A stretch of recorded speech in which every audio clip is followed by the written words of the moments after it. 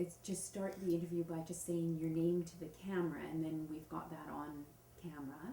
And what I would like in a way is for you to just start out by, where you were born and a bit of your academic training, your sort of path to mental health and to Vancouver. And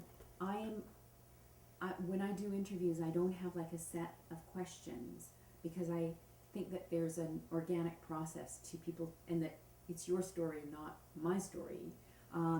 So we'll just see how it goes. Usually this takes about an hour. Okay. Okay? I'm just getting over a cold. Oh, do you want some water to drink? No, I think I'm okay. Okay. We can always pause it too. Okay, so just start whenever you want to start. Okay. My name is Hugh Parfitt. I was born in England and received my medical training there at St. Thomas's Hospital in London.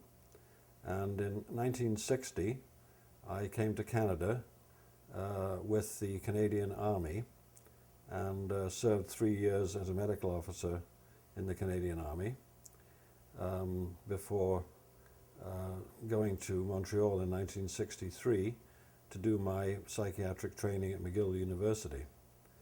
In 1967, I ended up in Vancouver after spending a year in Edmonton with my final year of residency, intending to settle in Calgary, Alberta, but took a trip out to Vancouver during the summer, and decided that myself and my wife had decided we wanted to live in Vancouver, so I came to Vancouver in 1967 and have been here ever since. I spent time with the Department of Psychiatry at UBC before going into private practice, and in 1977, no, wait a minute, have I got that right? No, 1973, I began to get involved in community mental health at the invitation of Dr. John Cumming, who was the person who basically created the Greater Vancouver Mental Health Service in that year. And soon after that, I began to work part-time with the mental health service in Vancouver, and stayed with them for quite a number of years until 1985 or thereabouts. Well, that's a really nice summary of your career. Okay. And your cat has arrived too, which is good. So, so I want to just back up. And what year were you born? 1935. 1935. And can you just give us, because you were then at the Allen Memorial in Montreal. Is it okay? Should I put it in the cupboard somewhere? Yeah. What, is she doing anything to the audio? No. No. All I right. think it adds to. Yeah. Yeah. Well, this is All true. right. Okay. What a beautiful cat. Lovely cat. Yeah. Yeah. So you were at the Allen, and I went when you and Cameron was there then? Yes, I was in Montreal from 63 to 66, and I didn't actually ever work at the Allen. I worked at the what used to be called the Verdun Protestant Hospital, which is now the Douglas Hospital. Okay, yeah. And I also worked at the Montreal General Hospital. But I took classes. We took lectures and that at the Allen, so I was a regular visitor there. And Dr. Cameron did teach a course. One of the courses that we took was taught by him. Right, but you didn't actually have anything to do Never with actually worked with him directly, no. At the Allen. Okay, okay, because it was it's a pretty Oh yes. famous period. Oh at yes, the I'm Allen, quite familiar with all of that, Yes. but I wasn't directly involved at Okay. all. Okay, so you came to Vancouver, and did you come to Vancouver specifically to work in community mental health? No, I didn't. I came to Vancouver to be a part of the Department of Psychiatry at the Vancouver General Hospital, Okay. and I received a position as a teaching fellow in the university department, and then after a year I became an assistant professor and remained in the department full-time as a full-time academic for 2 or 3 years. Right. And then you moved, sorry. Then I went into private practice Okay, okay. and set up a practice in Vancouver, Mm-hmm. So I was working full-time in an office-based practice Okay. for about 3 or 4 years. Right. And why did you make the shift to the community mental health system then? Well, I was finding private practice a bit isolating, and I was certainly interested in changing the form of my practice. And I heard about the community psychiatry program beginning to be developed. And as I said, I think I met Dr. Cumming, sort of had an informal interview with him, and he convinced me that this would be a good thing for me to get involved in. So I began to spend part of my time initially at a place called the Broadway Team, which was had been an offshoot of Riverview Hospital. I don't know if you're familiar with the outpatient clinic that was there. It wasn't called the Broadway Team initially. It was called the Riverview Outpatient Clinic. Okay. And it was on 96 East Broadway. Okay. And it had been there for a number of years by the time I got involved as an offshoot of Riverview. But that wasn't the Burnaby. No. There was Burnaby had been going a bit longer, I think, and it was an independently set up by the provincial government as a mental health centre in Burnaby, but it was separate from Riverview. Yes. But this particular facility I'm referring to was set up by Riverview as an outpatient service in Vancouver. Okay. Yeah. So I started working there initially for a few months while the mental health service was getting up and running. And then I spent, again, several months working with the Strathcona team, which was one of the first teams to get started. And then after that, I worked a short time at the West End team, which again was just getting off the ground. And then I moved to Kitsilano, where I was part of a group of people that organized and set up the team in Kitsilano. Okay. So when you say team, that already creates an image for me of a very different thing than being in private practice. Yes, it was very different. I mean, it was totally different. It was a complete change of focus for me, and very, very exciting experience. And thoroughly enjoyed it right from the beginning.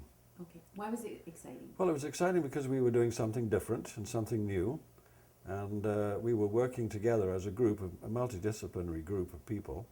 I mean, I'd worked in hospitals a lot, and I was very, very comfortable working with other disciplines in that setting, in an inpatient setting, mainly nurses and the odd social worker and psychologists and so on.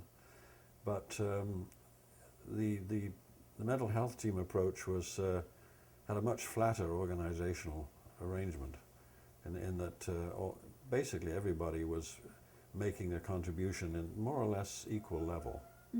We had a team director and a psychiatrist who was sort of part-time, and but basically we all worked very closely together. And we were starting something from scratch. It hadn't been there before at all, and we were having to figure out how to do it, because nobody could tell us how to do it. They basically just hired a bunch of people and told them to set themselves, gave them a geographic area that they were going to be responsible for, and just told them to get on with it. Yeah, it's fascinating. That's basically what happened. Yeah. So did you would have like a psychiatric nurse and a social worker? Yeah, there were about 10 people, I think, originally in the team. There was some psychiatric time. I'm not sure whether it was exactly how much time, but anyway, it was about half time probably. And then there was a team director who was a social worker actually. Then there was what they called a senior mental health worker, who was I think a nurse at the beginning. And then there were 5 or 6 or 8, I can't remember the exact number, community mental health workers. What was their training? And they were mostly nurses. Okay. Some of them were nurses who were seconded from Riverview. A lot of the staffing initially came from nurses who were transferred from Riverview, who expressed their wish to work in the community, and so they were sort of the backbone of it to start with, of the staff, and then they hired other people as well from other places, general hospitals and stuff like that. So there were nurses, and mostly nurses, and there were a few kind of people without much mental health training or even medical training. Like there were, I'm trying to think, there were various there was the odd community mental health worker who didn't have much specific training, but they were part of the team anyways. And why would you hire those people? Well, I think there was a sense that you needed to broaden your expertise out, and try and attract people with interest and with skills in other areas besides medicine and psychiatry. Right. So did you have occupational therapists? Yes, we had an occupational therapist. We never had a psychologist. That was one thing that was really notably lacking in the system, and has been ever since. They never did really assign any significant resources to psychologists in the system, for reasons that are not clear to me. So when you start something new, I can appreciate how exciting it is, but I wonder if you wanted to speak to some of the difficulties that arose, perhaps that were unenvisioned. You know what I mean? That well, you're experimental. We were feeling our way, and trying to figure out how to relate to the people that came in through the door, because it wasn't the same as working in an office. Somebody comes into your office and you develop a relationship with them. In our situation, it was somewhat different. The referrals were coming from many different directions. They were like in a doctor's office, a specialist's office. All of your referrals come from a medical doctor, from a GP, and that's just the way it works. But in this setting, our referrals were some were self-referrals, and some were referred by, let's say, the police, or by organizations such as the Mental Patients Association was sending some of their people over to us, and all kinds of other places would, like landlords, once they got to know of our existence, that we were providing services to the mentally ill in that neighborhood, then people who ran into mentally ill, people who with mental illness, would tend to get in touch with us, and so we got referrals from lots of different places, and that was something that took a while to get used to. That's part of the shift to community care. I find that Yes. very interesting. All these different people, like the people with mental health difficulties, were out in the community, were encountering all these different people, Yes. landlords and Yes. and then families. So did you say you got Families too, yes. Yep. Yeah. Yeah. So that was one area. Another area was like paperwork, and how we should set up our documentation and report writing and all of that.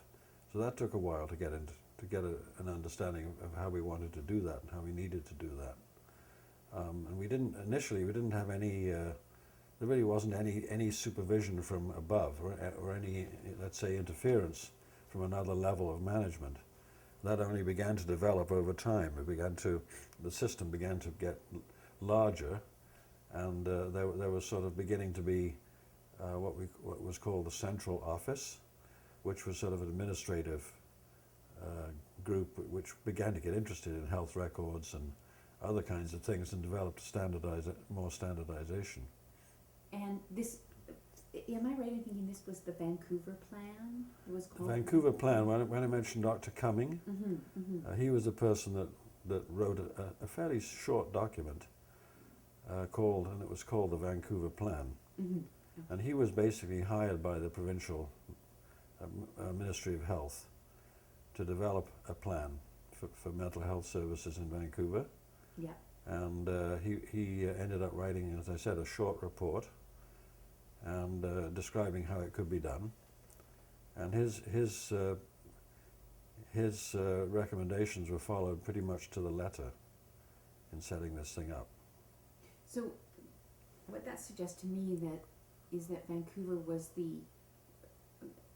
was sort of the vanguard of community mental health in BC. Well, maybe, but yeah, I don't think the people in Burnaby would agree with that. Oh no, of course, but not being from Vancouver, I think of Burnaby as part of Vancouver, but things were happening here, and well, the Eric Martin was built. I'm just wondering. I'm trying to get a picture in my head whether Vancouver led in terms of the province. With this particular model, yes. Okay. There had been mental health clinics set up over by the Ministry of Health. They had a network of mental health centres or clinics across the province. Really, Vancouver was actually behind the eight ball in that regard. Right. Because they had the Burnaby's set up, and they had an inpatient program and an outpatient program which covered, I think, 3 different locations in Burnaby, and that was set up before Vancouver. And they had set up mental health centres in places like Kamloops or Victoria and various other larger cities across the province before the Vancouver system was established. Yeah, Cummings is the Cummings, because they were a husband and wife.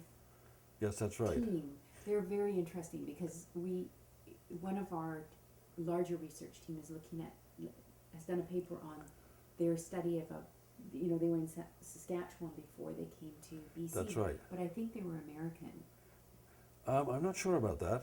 But you know what? I don't think they were. I think they were Canadian. Okay. At least they I think John was Canadian. I'm not sure about Elaine, but he did start off in Saskatchewan. I think that's where he got his medical training. I think he was Canadian from Saskatchewan. Right. Okay. And then he went down to the States after that. Oh, okay. That's what I'm thinking. And established a fairly. I can't remember where he worked, but he worked in some fairly high-level places in the States, and then he was sort of in mid-career or towards the end of his career when he came to Vancouver. Right. But important in terms of community mental health in Canada then. Oh yeah, no, I mean this whole setup was, as I said, it was he wrote a report and it was implemented word for word. We Xeroxed that, we copied that report at Jackie Hooper's. I'm pretty sure the Vancouver Plan. Yeah. Anyways, so I'm gonna just go back to kids, I guess, particularly. Yes. And so people came to the center. Did you go to people? Absolutely, we did. We did a tremendous amount of. I couldn't tell you what fraction, but I would say a large fraction of our work was done outside the office. Can you tell? I mean, of course, you can't mention any names or give any particulars, but I'm just telling. Could you tell us a few stories from your practice in those days, from the center? Sort of, what kinds of situations would you be working with? Well, the ones I remember. I mean, I don't have a really good detailed memory of that, to be honest with you. But you know how you sometimes remember a scenario that happened, like, I'm just wondering about encounters with the police, like would. Yeah, there were. I mean, and again, some of the things I recall may not be specifically Kitsilano. Yeah, that's cool. Because I mean, there's occasional situations where, and the ones that I recall are the ones that were more kind of extreme, if you like. Yes, of course. And there were the times when we had to felt it necessary to gain entry into somebody's apartment because we had been led to understand that they had either made a suicide attempt or were in some kind of extreme distress. And in situations like that, we would occasionally line up with the police, and we would go to a person's apartment, and a few times we had to actually gain entry by basically banging the door open. That was very unusual, extremely unusual. How would you even find out then? Would it be a family member or the police? Could be a family member, could be a landlord. Had let us know that this person was in extremis and that they felt something needed to be done. And after finding out as much as we could about the situation, and we would feel the same way. But that was really rare. Right. But it did happen from time to time. Right. Yeah, so I don't really want to go. I think if I try to do that, I'll end up just giving you a bunch of extreme situations. Yeah. It really wouldn't be very helpful, I don't think. Right. Yeah. No, I appreciate, because probably the number of times you had to break down a Extremely door was unusual. Extremely unusual. I guess. And yet it stands, because it was so unusual, You remember it. I remember it. Yes, I know. So there's so many other things that went on that I probably don't remember. Yeah, Right? I mean, I'm just wondering about because, once people come out of the institution, all the players change. That's how we see it. Yes. Family becomes more involved. Yes. And I wonder about the flavor of that day-to-day running of the community mental health. Generally speaking, it was pretty low key. I mean, we would try to find a way of working with each individual person that would work for them and work for us. So that meant just trying to get to know them as best we could, and figure out what their needs were, and try to provide that care in a way that was acceptable to them. And most of the time that worked. Now I want to go back a step though. There's one thing I didn't mention before, was the way the team was established in the first place.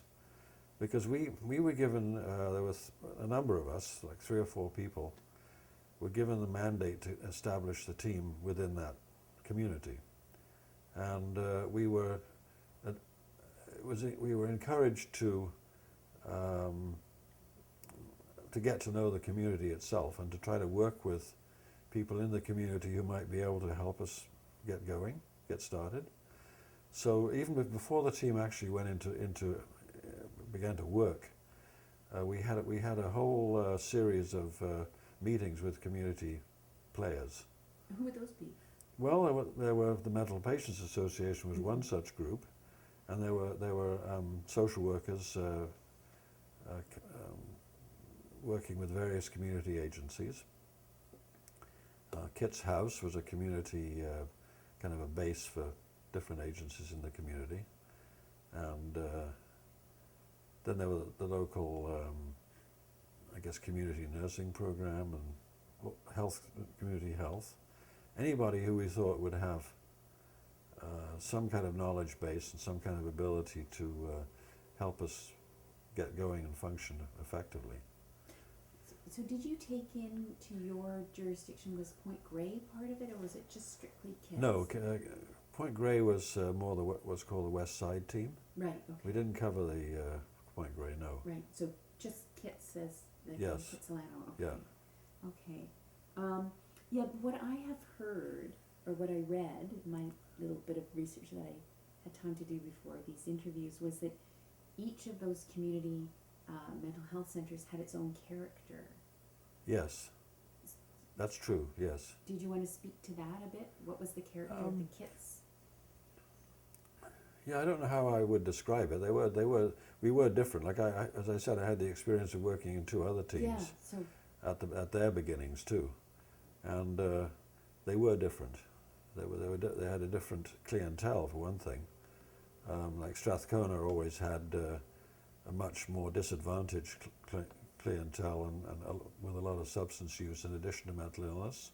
That was the sort of the focus in Strathcona, and much more rough and ready kind of approach they had to take in order to reach these people. Mm-hmm. And in the West End, again, there was a bit of a different. There was quite a lot of older people living there at the time, and I guess there were a fair number of gay people within the clientele, but there was a different mix of patients. It was more a different mix of patients that you had to deal with. Okay. So West End did UBC, did the Point Grey UBC as well then? The West End team? No, not West Side. We're talking about the West End of Vancouver. Okay, so West End. Yeah. And that, I can appreciate that neighborhood. Yes. And then West Side was Point Grey. Yeah, West Side got started a bit later. Okay. I don't remember exactly when they opened up, but it was quite a while after we had gotten started. Yeah. And then you said you were out at Broadway, a clinic at, or Boundary? Before the teams were established, when they were in the process of trying to figure out how to do it, what do they call it, the Riverview Outpatients Department had been going, and that was where I went to start before any team was actually established. Okay. So what was the character of the KITS community then? Well, just pretty, kind of like it is today, except, well, no, I guess there was, KITS had a reputation at that time of being a hippie hangout, so to speak, and there were a lot of young people living there. There's a fair amount of substance use, but more at the marijuana end of the spectrum rather than hard drugs down in the Strathcona area. Right. So there are a fair number of transient people, young people coming in for the summer, and there was a pioneering health clinic there too, called the Pine Street Clinic, which did a great deal of work with young people as well. And did you work with the Pine Street Clinic? No, they were a separate organisation run by the Vancouver Health Department. Okay. And they were looking after generally physical health issues. Right. But they were sort of a pioneering outreach type of organisation. Right. And I guess a lot of students. Yes. UBC students. Yes. Living in KITS. Yes, that's right. As always, yeah. Yeah. So that was your primary clientele, and so I guess in a sense your patient population was somewhat transient and. Some of them. There were a lot. I mean, that's just one part of it. Yeah. I mean, there are a lot of people living in Kitsilano who've been there for a long time. Yeah. And we had the whole spectrum of patients, but that was just one particular. That gave the place a little bit of a different flavour because there were those people were living there as well. Okay, so tell me about now all your just to do the funding thing. So all your funding came from the provincial government then, Ministry of Health, I should think. Yes, it did. Yes, and I think it was funneled through a sort of coordinating committee. Okay, and what year did the KITS Centre? 74. 1974. So this is a child of the NDP government then, is it not? Yes. Okay, so I wondered if you wanted to speak to that, because the NDP comes in 1972. Yes. And here we have, for the first time in the province, a premier who was a social worker. Yes. And our sense is that there was a shift in terms of mental health care, but can you speak to the NDP and mental health? Yeah, actually, I'm not quite sure about that. I think I'm trying to remember when Cumming actually started his work. Whether it was before. I kind of think he might have been hired by the Socreds. I'm not certain of that, though. I think so, yeah. So I think the process was already underway when the government changed. And then the NDP took it up and continued with it and got it going, in effect. So it wasn't. I don't think there was a particularly partisan approach to it at the time. Okay. It wasn't really all that controversial or anything like one party versus the other. Okay. Moving. And was it Dennis Cook that was the? Dennis Coke was the Minister of Health at the time. Yes, he was. Now, I didn't. There's a whole lot of material there about how we got started. Right. Okay. And as I said, initially we had an attempt to be very open to community input. Yes. So much so that there was a committee set up with many people participating from the community, and we had a number of open meetings with maybe more than 100 or people attending, all very concerned and interested about what we were doing, and many different points of view as to how it should be done. Quite from one extreme to the other in terms of how things needed to be set up. And we had the committee made different proposals about who should be hired for the team and how they should be paid and what kind of salaries they should be paid and all this sort of thing. Wow. So they got down to some fairly detailed recommendations, and eventually, we, as a group, we had come to a sort of an agreement as to how things should be done. And then at that point, the ministry began to become very anxious about what was happening, and felt that it was a little out of control from their perspective, Mm-hmm. and that the proposals were being made by the group of people who would, like the 4 or 5 people who were involved, that were hired by the ministry to go work in there, and all the people in the community that were involved had come up with a series of proposals as to how the thing should be done, which eventually the ministry decided not to follow the recommendations, and instead to impose its own model as to how things should be done. So they backed right off after initially encouraging community involvement. When it began to take a form with which they were uncomfortable, they backed right off. Right. And just basically imposed their own ideas as to how it should be done, which is again explained very well in that article by I can't remember the guy's name again. Persky. Stan, yeah. Stan. So he sort of goes through that in detail as to how that all came about. So, wait, just to have this on the tape, what was the difference between the government imposed model and the community? Well, I think that it was the amount of input or the amount of even direction that would come from the community as to how the thing was done. Mm-hmm. Mm-hmm. And I mentioned the salary structure and stuff, those sorts of specific details around how the hiring and firing would be set up and so on. Right. So right. there were areas that the ministry didn't feel comfortable with the community being that involved. Do you think that was for like in retrospect? Do you think that was a sad moment? Was that a moment where the? It was certainly a sad moment for those of us who had worked very hard over a period of months to try to establish a service that would meet the expectations of the community we were working in, Mm-hmm. and we had spent a great deal of time and effort trying to reach a consensus to how it would be done, and at the end we were fairly comfortable with what we had agreed upon. Those of us who were basically coming in from outside to set the service up. Yeah. And we as a group were fairly comfortable with it. So that when the ministry said, no, we're not going to do this anymore, we have a model that we're going to impose here, we were very upset and very angry about it. In retrospect, looking back over that many years later, it probably was a bit unrealistic. Some of the things they were proposing probably wouldn't have been all that practical. So I don't think in the long run any serious harm was done by the position that the ministry took. Mm-hmm, mm-hmm.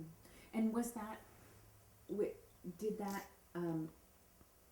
openness of your team towards community participation, was that one of the local character elements of the kits? Yes, I think it was. I think we did that to a much greater extent than the other teams did. Okay, that's very interesting. Yeah. That's very interesting. Okay, so now I want to talk about the MPA, of course. Okay, yeah, so, good. So, so you go in there, and did the MPA come to you, or did you go to the MPA in the first instance? I don't remember exactly how that happened, but I'm quite sure we would have approached them and introduced ourselves. I'm quite certain we did that. And then there was an ongoing dialogue with them. Mm-hmm. It was sometimes a bit strained. How so? Well, we were coming from different perspectives. Like the MPA had set itself up as, let's say, anti-psychiatry. I think that's a fair description. They didn't really like what was being done to and for mental patients at that time. They were very angry with the whole Riverview situation. They felt many people had been had been mistreated at Riverview in one way or another over the years. And they were quite antagonistic towards psychiatry as such. And they would have preferred, most of them anyway, would have much preferred to have done without psychiatry. They would have preferred to find a way of looking after their members that didn't involve taking medication and going to see doctors. They would have much preferred to have been able to do it without that. And they did their best in the early days to avoid interaction. So they didn't really want to bring their people to see doctors and get drugs. That was against their whole belief system. Most of them, initially. That was at the beginning. But once they got started and started actually working with people who were mentally ill and living with them on a day-to-day basis, eventually most of the people involved with the MPA realized that they needed us, that they needed the kind of help we could offer. And so we arrived at a sort of a working relationship over time. Can you give me a time frame for that shift then from antagonism? Well, it didn't take all that long. I mean, there was always an element in the MPA which was very guarded and very at times hostile towards the doctors and the drugs. That didn't go away, but it kind of was modified and softened by by the realization of most of them that they in order to survive, people with certain kinds of psychiatric disorders really needed to take medication, otherwise they just wouldn't make it. And that was just sort of a reality intruding itself. Like, it wasn't anything was imposed on them. They just began to realize this is where it's at. We're going to have to work with these people in order to help our clients survive. So do you remember specific names of people that you had direct contact with? Well, yes, but you'd probably have to remind me of some of the names. Oh gosh, then I'm not, because I don't... The people, I talked to you about one guy who's since died, who was one of the original people. Barry Cool. Yeah, so you worked with Barry? Yes, very much so, yes. He was very involved with the committee originally. Okay. And several people from the MPA were involved with that. Was Stan Persky involved? Stan Persky was involved to some extent. He was sort of on the fringes of it, but he was involved, yes. He came to some of the meetings that we had in Kitsilano. Okay, and Lanny Beckman? Lanny Beckman to some extent, yes. Okay. And then I'm wondering about Fran Phillips?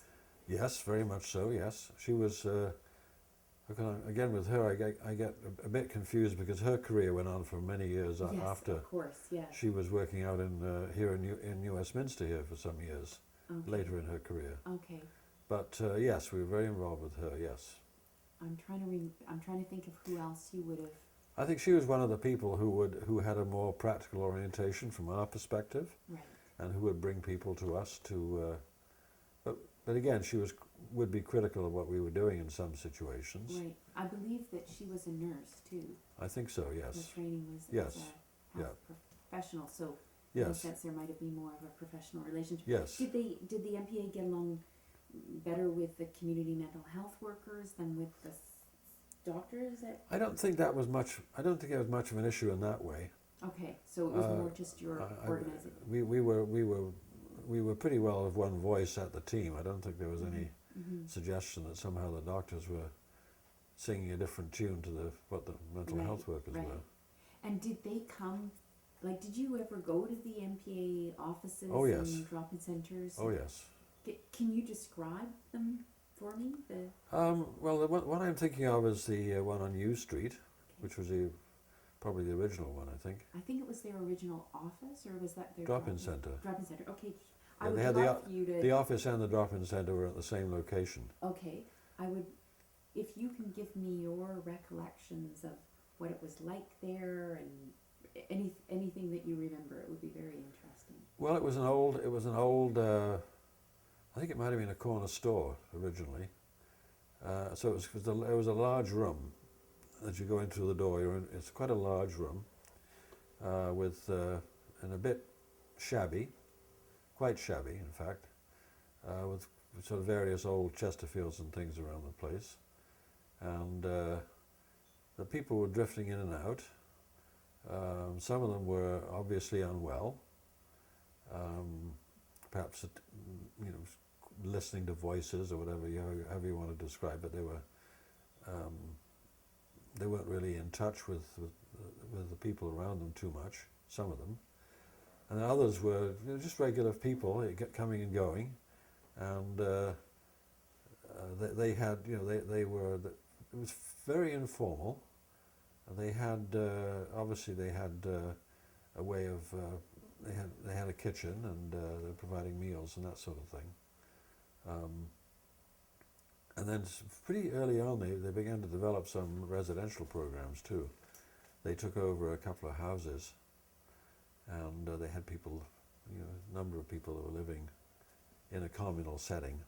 And did you go to any of those? Yes, houses? we did go to them. Yes, So yes. what were they like? They were okay. They weren't too bad. It was like, I mean, my wife's son lives in a house, has lived in a house for a number of years in East Vancouver, with 6 or 7 people living in there, and the people keep shifting as to who's living there. So I mean, it was kind of like that. Mm-hmm. Mm-hmm. It was very similar to any number of houses where people are living communally. Mm-hmm. Mm-hmm. Yeah, yeah. I mean, do you think that? I guess I'm trying to put you back to that time and get as much of your sort of reaction, like your reaction as a professional, because to the MPA, because nothing in your training had prepared you to encounter a group like the MPA, right? Right. And so I'm wondering what your sort of, as a professional, what your response to the MPA was. Well, it was mixed. I mean, at some point, we had a lot in common, because we were all of us were interested in people with mental illness and how to help those people. That was basically, we were all coming from the same perspective in that way, but as I said, there was quite a bit of strain, because we had different perspectives on how to go about it, and it was a learning process for both sides, that we were all of us learning. We had to learn how to be, I think, a bit more accepting of different behavior,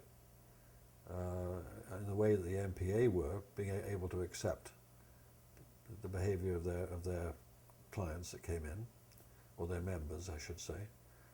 And we had to learn a lot from them about how to be with people with mental illness In the community. Yes, and how to understand how that, how to do that, how to be with people who are not the same as other people, and so on. They had a lot to teach us in that regard, and they had a learning process where they had to, the MPA would attract people to come and work there, either as volunteers or getting hired on staff, and they were people who came to that with their own particular background and their own particular biases, and some of those people had very, very firm ideas without much direct experience.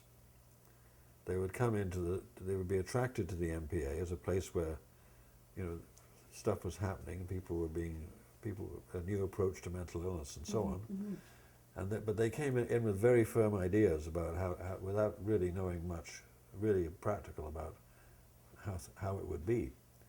So what I would see would be a process where a person beginning to work with the MPA would begin to sort of develop more awareness and understanding of what it was really about, and that in the end would enable them to work more closely with us.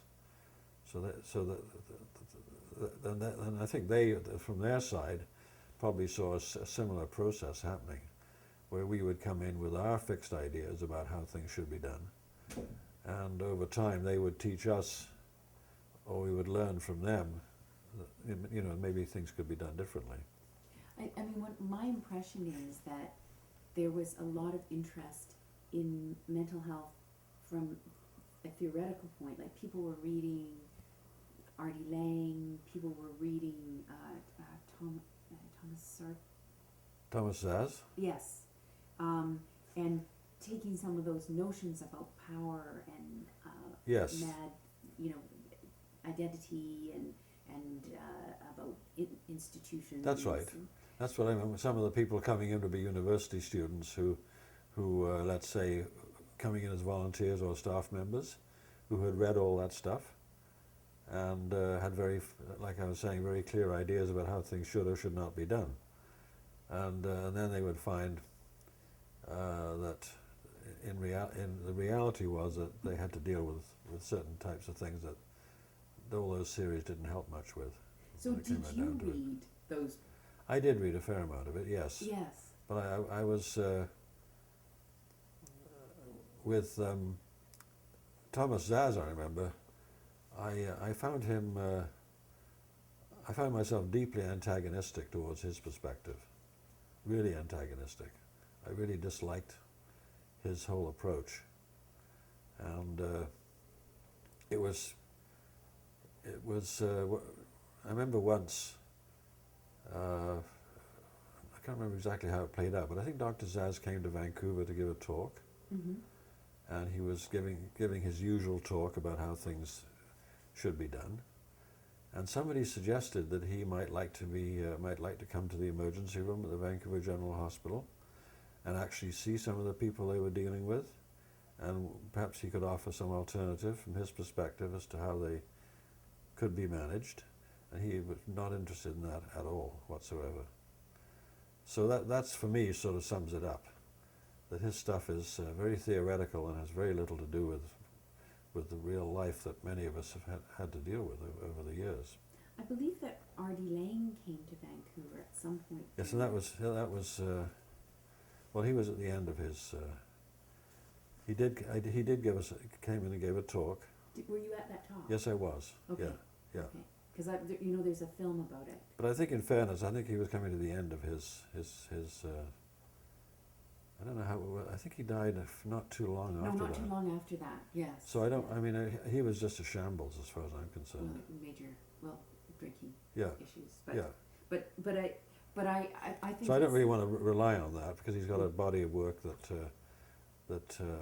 I've I've obviously read most of his books and stuff like that. Well, I think it's interesting. So you read those books. You might not agree with them, but those were the ideas Yes. that were circulating, and you engaged with those ideas. Yes, I did. Yeah, and I think that's very. So all you guys were reading the same material. You were on the same. But we didn't. Some of us didn't buy it. Yeah. I mean, we bought some of it, but not the whole story that he was trying to promote. Yeah. Did you read In a Nutshell? The paper? Yeah. Did you used to read their? I did. I read it. I read it for. Well, I think I was telling you earlier that I collected many issues of it, and eventually gave them back to the MPA. Oh well. Yeah. Really photograph those. Yeah. Very issues probably. Because those are the issues they have. Yes. Okay. So you would read it, and you were. Yes. Yeah. Okay. This is great. This is really this is very interesting to me. What I'm going to, because the work, when we talked to Dave Beamish yesterday, it became very clear in that interview, and probably with Jackie Hooper, is that people would start coming to the MPA, and then for a number of them, they would start to work there too. So Yes. it was a process. But what I'd like to do is just have a little gander through Okay, the sure. papers, and I think that Yeah. may spark some more. Yeah. But is there other stuff that we haven't talked about that you'd like to say?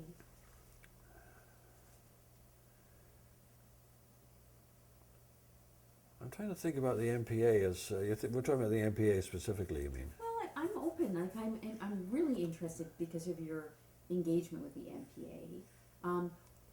Were there? I mean, the MPA eventually had houses in other parts of Vancouver than just Kits. Yes, I think the first one probably was in the Kits area, though, Yes, I wasn't think it? it started as a Kits. Yeah.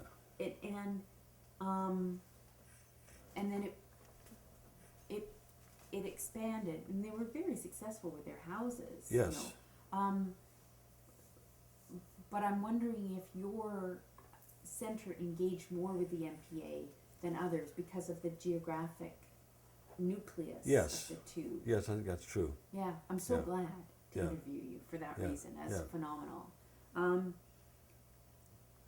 did the MPA ever, well, you might not know this, but did they have a house in the downtown east side, residential accommodation down there? I'm not quite sure where their houses were located in detail. Yeah. Because I know there was at least one. There might have been two in Kitsilano. I'm not sure. And then in East Van. But I'm wondering, okay, so you said that the Strathcona Center dealt with a particular kind of clientele.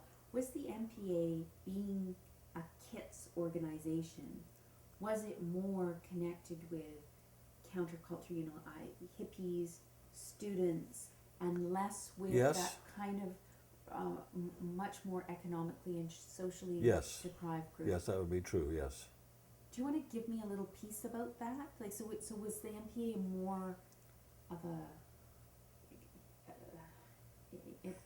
it was an organization that was, but Dave Beamish doesn't kind of, he seems to me not a particularly university educated, but maybe he was more of a kind of counterculture person.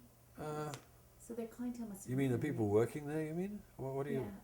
I'm not sure what you're driving at. Okay. I'm sort of driving at, I'm trying to get a bit of, I guess, of a kind of class analysis on the MPA, because they weren't a downtown east side organization. They were a KITS organization. So were they a more middle class, educated organization than they would have been? I think it's clear that the people who founded the organization were certainly that. Right. They were. I don't remember exactly, but I know they were quite well-educated people who were, as I told you earlier, as far as I know, they met each other at the Burnaby Day program, and they were people with mental health issues, but they didn't have, the founders didn't have, most of them anyway, what I would call serious mental illness, but they found themselves in a situation where they felt they needed to try and help each other, and they formed a group. But then they began to be much more involved with people who were very much worse off than they were. Okay. In terms of their mental state. So the people they attracted to the drop-in centers and so on were people that had very significant illness, and a lot of them anyway. Yeah. So perhaps it was because it was the reason that they were successful, I think, was because they were completely what's the word? They didn't take any position.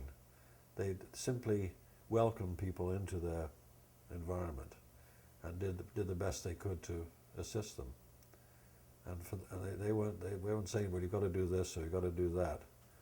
So they attracted a kind of a person with mental health issues who was unwilling to follow any particular format. right. And so they were able to reach those people much more effectively than anybody else had done. Right. So in that sense, is that their greatest success was for you? Yes. Yeah. That's very interesting. And it continues to be to this day, as far as I'm concerned. They Mhm. still are. They were sort of to some extent. I think their housing program was to some extent taken over by, not taken over, but they had to follow certain rules and regulations around how they would run their houses, more so than they did at the beginning. Yes. Because at the beginning they were more or less self-supporting. but then they began to get funding, more structured funding from the housing people, required them to follow a more rigid format. And I think that the funding guidelines, the way they tightened up over time, also reshaped. This is what we're hearing in the interviews, is within MPA, you know, at one point all their paid positions were all elected positions. That's right, yes. And over time, the government funding didn't allow that. That's right, yeah. So Yeah. they went through the same sort of process that we went through too. And when we first started, we were trying to do things, as I said, a little differently. Yeah, Yeah, so that's right too, yeah. yeah. Yeah. It's interesting how organizations, Yeah. but perhaps I don't know if it's actually accurate for me to describe them as a middle class organization. It's in Canada. No, I think that's pushing it a bit. Yeah. I mean, I think they would. I think they'd be very offended by that. Yeah, I know. I was wondering maybe I should explain. I think it's true. I think it's true that the first few people involved did come from that type of background. I'm not sure that Lanny was. I think his sister described them as more of a working class, but Lanny was so bright. Right. Well, is so bright. Right. It's clear to me. And he had a university education. So filling out a grant application or making an argument, constructing Right. a policy Right. was not difficult, for that group of That's people. right. And then Barry was not ex-patient. Barry Cool was a friend of Lanny's, I guess, and Stan Persky. I don't think that they were in the mental health system, those guys. Yeah, I'm not sure. That's my impression. I haven't heard of Stan, and that's another thing that I find quite interesting is these people, is the number of allies that they had. People that came who didn't have a stake in the system, but felt that it was an important issue. I don't know that it's the same today.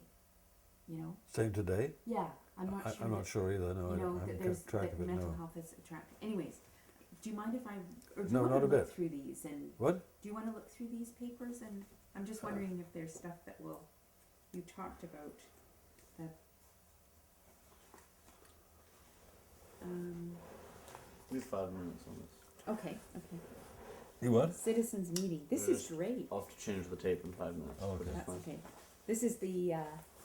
Yes, this is. I'm not sure what year that was. 74, I guess. That's exactly what I was referring to. I'm gonna. You know what I'm. Oh well, we can figure out what year it is, but I'll put it on the back. I should do this in pencil, but I don't have a pencil.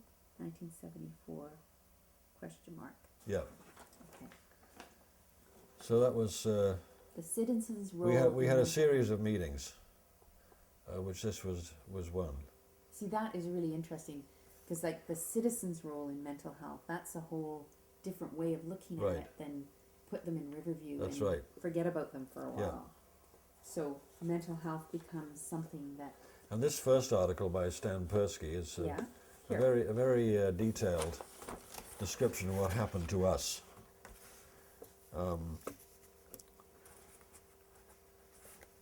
Happened to our team. I think it's well worth I will. going through it carefully and in detail. He wasn't particularly, because he was coming from a very dogmatic, a particular Marxist. theoretical position, Marxist, and it's sort of a Marxist analysis of what happened. The quote from Lenin. From the beginning, it starts off with a quote from Lenin: "Marxism on the state." So at least he's declaring where he's coming from. And Canadian Dimension, I think, was quite a left-wing journal, wasn't it? Yeah, yeah. I don't. Is it still in existence? I'm not sure. I don't know either. Anyway, that's kind of basic data in terms of what happened to That's the Kids team, fabulous. how That's it got fabulous. set up. And that's really interesting. Like the poster, that's fabulous. That you. I mean, this is an archival piece par excellence. Now this is by Stan Persky as well. Any reasonably sane person who's followed the more than 6-month scuffle between the Kitsilano Citizens Committee on Mental Health and the BC government's bureaucratic cast of thousands would have to conclude that the government is trying to drive the citizens crazy. That's how that starts. That's a description of that. It's not really. It's headed Mental Health Act changes, but that's not really what it's about. It's about, again, it's a summary of what happened to our group. And there's I think that drawing looks like it might be by. Anyway, that's. Is that by Bonnie Beckman? I think it might be by Bonnie Beck person. Beck woman. Woman. Yeah, she also went by the Beck version. Oh, did she? So a lot of this. Kit's meeting calls halt on mental health team hiring. So this is all about that. That's great. And community program. This is the West End team, actually. Oh, that's good. This is the original West End team with some of the original workers at the team. At the where they first started on kind of long-haired.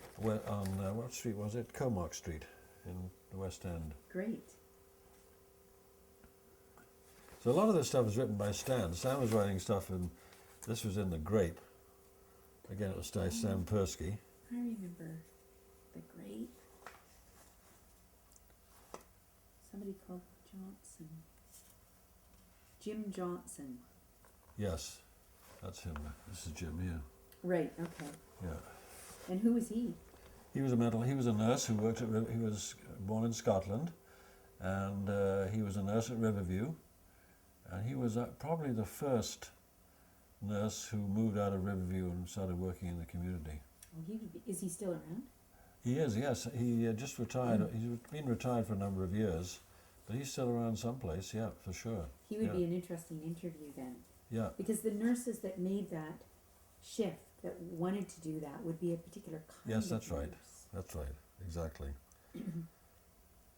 So this is there's a lot of material. Just briefly, I was working with the Kitsilano team at the time. I think that I wrote this paper, and what we did a survey of the psychiatrists in Vancouver, and we asked them to a few questions about each of the projects that was involved. And the projects were SAFER, which is a suicide attempt follow-up evaluation and research program, which is still doing that same job 40 years later, almost. And who was Paul Termanson? Paul Termanson is a psychiatrist who was working at the Vancouver General Hospital at the time. He's now living in West Vancouver and still working with the psychiatry in West Van.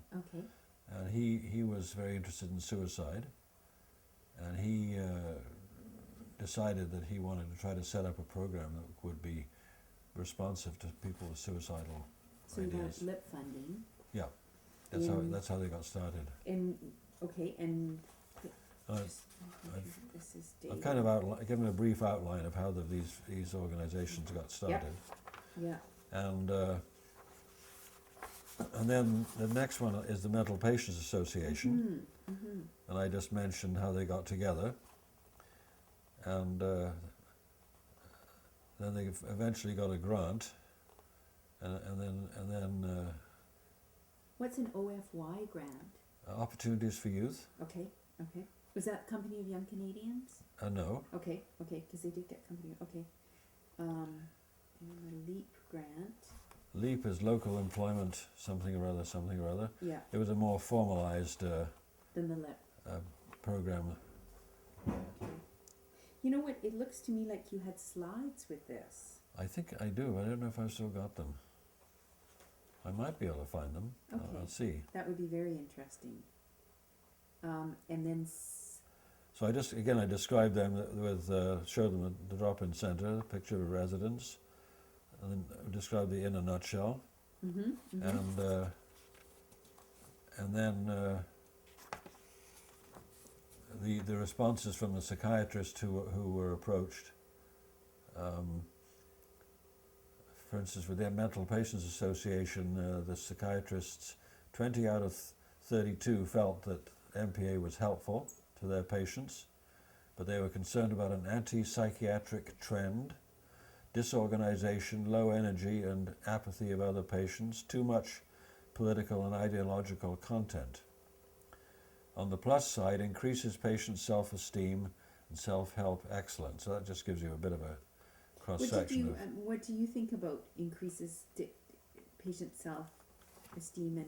Oh, there's no question. The plus side is, it implies that these aren't my responses. These are the responses of the psychiatrists we sent the questionnaire to.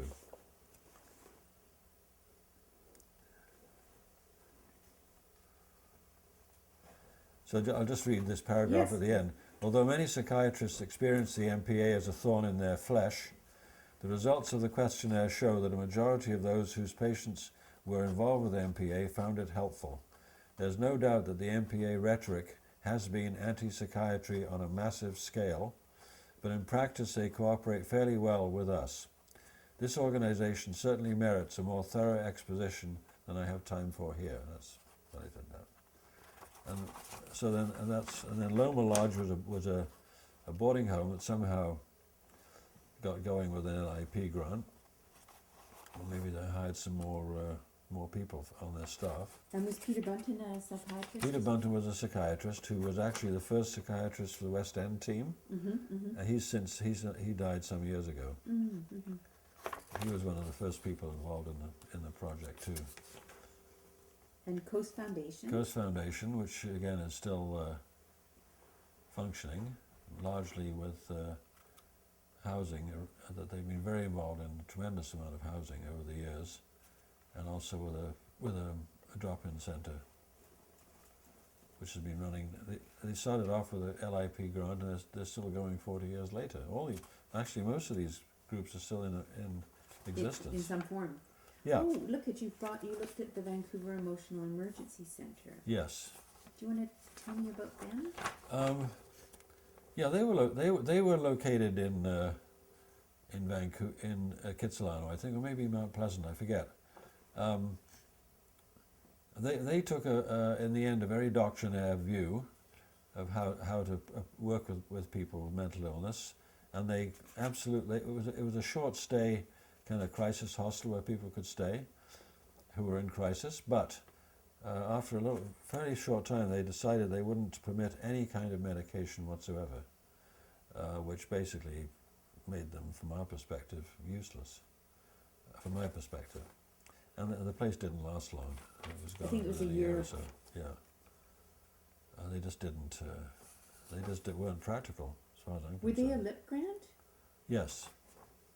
Yes, they were. That's why they're in this article, yeah. Yeah, okay. I didn't know they were a LIP grant, okay. I don't know if that was all they had, but they did have a LIP grant, yes. Okay.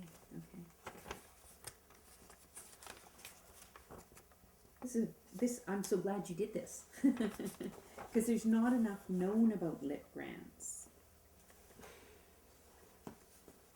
So I just have a little bit of discussion at the end about it.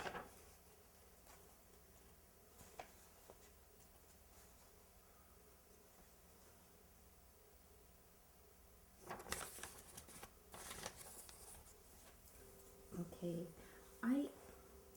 I guess that I'd like to just come back to the MPA piece, because the Vancouver Emotional Emergency Centre doesn't sound like you really had that much to do with them. No, we didn't. They specifically they made it clear they didn't want anything to do with us whatsoever. But you did have a relationship with the MPA. Very much so, yes. And when we spoke to Dave Beamish yesterday, he was very interesting because he clearly didn't entirely share the politics of people like Lanny entirely. He was very good friends with Fran Phillips. Yes. But he clearly spoke to that self-esteem piece, that the MPA really helped him become a person who believed in himself. And, yes. And I wondered if you could just speak to how you saw that playing out, or what you thought of that as a psychiatrist, as somebody in the community. Well, I completely agree with that. There's no doubt about that whatsoever. For many, many people that were involved with the MPA, they gained a tremendous amount from it, and they got the kind of support that we were unable to provide. So that they were a very important piece of the what was available for people. Right. And we felt, I would say privileged, but we were happy to be able to work with them and to find a way of sort of coexisting, because they were doing things that we couldn't do, and we were doing things that they couldn't do. So so now I want you to tell me, you said they were doing something, they were offering something that we couldn't provide. In a nutshell, what was that? In a nutshell. Well, it was obviously an unconditional acceptance would be basically what it was. That they were trying to accept people as they were, and as far as possible avoid trying to direct them or trying to make them do things in a way which they didn't want to follow. They tried to help people by in a sort of in a way that didn't put pressure on them and didn't demand things of them that they couldn't do or didn't want to do. Right. And okay. So and they gave, and also I think the people that were members, so they weren't clients. Their official status was that they were a member, and so they had a role to play, and they were seen as important people within that organization. And as you mentioned, they had a lot of meetings, and people were able to, anybody who was a member could speak up and participate and vote, make decisions about how things were done, which might have been a bit chaotic, but it did give people a tremendous amount of self-esteem as they were part of what was going on. Mm-hmm. They had some ownership of it. So because you've had a long history with mental health services, that kind of help, I'm just thinking about another interview we did yesterday, and what I got from this woman who's been very involved with, not with the MPA, but over her lifetime, with various really anti-psychiatry, patient activist kind of organizations, is that a piece that can only be offered from other patients? Do you think that mental health patients need to be a part of a patient community? Well, not all of them. Right. I mean, that covers an awful lot of ground. Right? Yeah. Not everybody wants to have anything to do with that. A lot of people get by very well without any of that sort of support. Some people just prefer to be ordinary patients to go see their doctor and do the whole thing. Right. And the very idea of sitting down with other patients just is completely, there's a lot of people who wouldn't even think of going anywhere close to that. Yeah. So I mean, but for a particular group of people, yes, it's hugely important for them. Yeah. Yeah. So you said that your community health center offered something that the MPA couldn't give. So so can you describe what that was? What did you offer to people? Well, I think it was basically a traditional psychiatric approach to mental illness, which was to a large degree with the people that we were working. We were told that we had to work with people who were seriously mentally ill. So we weren't looking after people with mild depression or marital problems or anything of that sort. We were specifically funded to deal with people who, if we weren't looking after them, would be likely to be in Riverview Hospital. That was basically the mandate. So for that particular group of people, what we had to offer was good management, including for most people, including medication. Right. And that was a piece that we had to offer that the Mental Patients Association obviously didn't have that. Right. So your treatment, like what was on your treatment plate was medication, and did you offer talk therapy? To some extent, medication for our particular patient group, medication was the basic piece for almost all of the people that we were seeing. That was an essential part of their treatment program, and then there was a lot of support around the necessities of life, finding a place to live.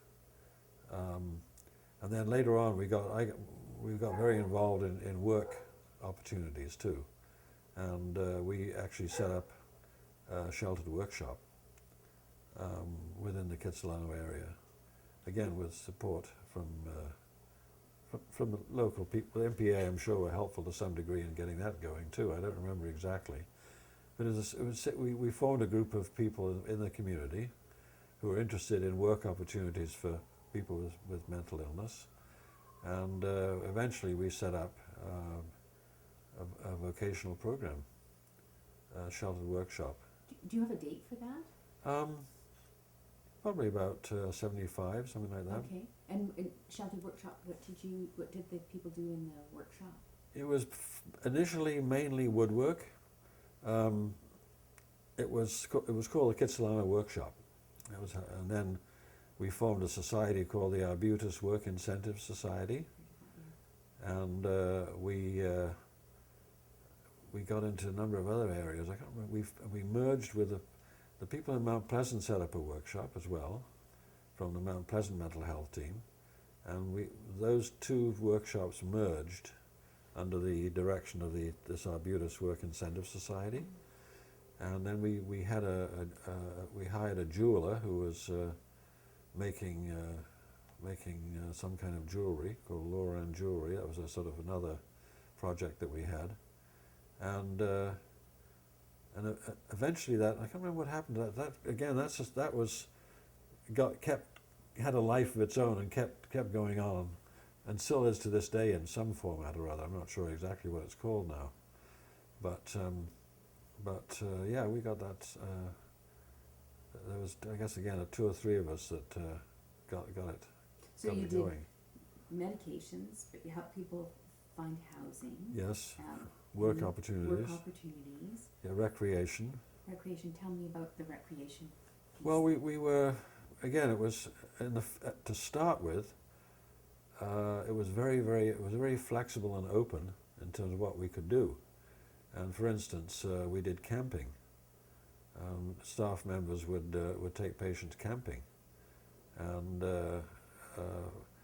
we would take people out. Like I had a boat, and I took people out in my boat, and we did like boat trips, and all kinds of things went on under the aegis of mental health services. Those kind of things have long gone. They don't happen anymore. They haven't happened for years now. I mean, so was that in that early, more fluid Yes. period? Yes, very much so. Yes. And yeah. then, did they stop because? We used to go to the gym too. We go to the gym and play whatever. What gym did you go to? Just one of the In schools? Kitsilano. Yeah. Yeah, the community centre gym. Right. Yeah, and I remember spraining my ankle quite badly one time. We were playing some floor hockey, was it? Something like that. Yeah, so we used to do a lot of that kind of stuff, and basically just anything to get people going, doing something. And again, was that part of the character of the kits?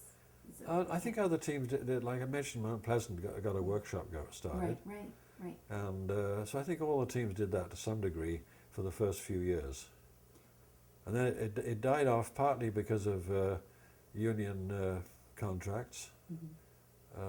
The union contracts kind of spelled out what the workers could and couldn't do. And one of the things they couldn't do is go camping and not get paid extra for it. So that was so a number of things were. When we didn't have time to do them anymore, we had too many clients or whatever it was. Yeah. But it all went away eventually. Do you think that was a shame? Of course. Yeah, I do. Yeah. Yeah, we were very fortunate to be able to, be so informal and just do it. We could do whatever we wanted to do that we thought might be helpful. Yeah, I don't think you get to take a patient out in a boat. Yeah, it was great. when you think about it. What? Well, I can't imagine that you could now get permission to do, I mean, you'd have to, You didn't ask anybody. You didn't need to. There's nobody to ask. Right. It was very, there was nobody, like I said, the central office thing only gradually emerged. We were already doing our work but long before there was any administration to tell us how to do it. I'm just wondering, if a patient came out of Riverview into the Kits area, would you be informed by Riverview that Yes, that person had I'm sure we would have been. Yes, we were. And then you would They would ask us to take up their case, follow-up care. right, Yeah. right. And then you must have worked the other way as an entry point for patients. Yes, who- we did. Most of our people that we needed to admit to hospital would be admitted to local hospitals, and we very rarely, in fact, I don't remember exactly, but the idea of direct admission to Riverview just sort of became unrealistic or impractical, and nearly all the people we had hospitalized went to a local hospital, Which would be, Vancouver General or UBC. okay. They were the two options at the time. Yeah. But the idea would be, if they went into the hospital, it would be for a shorter. Oh yes. Yeah. Yeah. So how long do people go to hospital for? Is it just? Well, nowadays, about a month is about as long as anybody usually stays in the hospital. Yeah, Sometimes it's a lot less than that. yeah. Yeah. So your career is really, your career was a career of deinstitutionalization, really, in terms Yeah, of. I went on. I mean, my career after I worked with the KITS team for 3 or 4 years, and then I went to St. Paul's Hospital Oh, okay. and worked there for a few years, and then I went to the Columbian Hospital here in New Westminster and set up their Department of Psychiatry there that they have. Where they did what had been done at St. Paul's. They took an old nurses' residence and used part of it to set up a couple of floors of inpatient psychiatry, among other things. That was back in 78, something like that. I can't remember, 1980 maybe. And then I stayed there for 5 years at Columbian, and then I went out to UBC. And then in 1985, I became the medical director of the Greater Vancouver Mental Health Service. And under John Russell was the executive director. And I stayed in that job for 10 years, until 95. So yeah, so I've did pretty well involved with it for a long time. I feel like I should ask you questions about that last position, because that's like a really big picture. So you started off in a small community Yes, that's right. center, and then you ended up right at the top of, like, in a much more administrative Yes, that's right. position. Yeah. And a lot of it, well, I was, responsible for sort of setting standards of medical care and of different things that were coming in, different problems with side effects of medication and screening people properly and so on. And I was hiring people. I was responsible for trying to recruit psychiatrists to work in the community mental health, which wasn't always easy to do because a number of people had lots of other alternatives for their work. So yeah, I was very happy to do that job too. Yeah. So what's your thought about the direction of community mental health over that period that you were professionally involved? Well, I think we continue to be focused on our one of the problems with community mental health in over the years has been that they've tended to drift away from their primary focus because it's sometimes more attractive to work with different kinds of patient groups. So I think we were successful in staying with our primary focus, the people that really had serious illness, and I think the teams are still, I think, functioning pretty well as far as I know, and focusing on what they're supposed to focus on and doing the best they can, Mm-hmm. within the usual constraints to help people out. Yes, the usual constraints of funding and. Yeah, all of those course, sort of yes, things. yeah. Is there anything that we haven't talked about that you think we should cover? Not that I know of, there may be, but I'm Yes, sure well, there's we lots should- more, but, I can email you. yeah. You can email me. This has been great. Oh, okay. I think it's brilliant. Mhm. Yeah, thank you so Oh, I much. hope you find it helpful. Oh, tremendous. No, it was a, as we say in the field, it was a score to Oh, get good. in touch with you. Do you have a shopping bag that I could Yes. put these in? Because they're very practical. Oh, Sorry.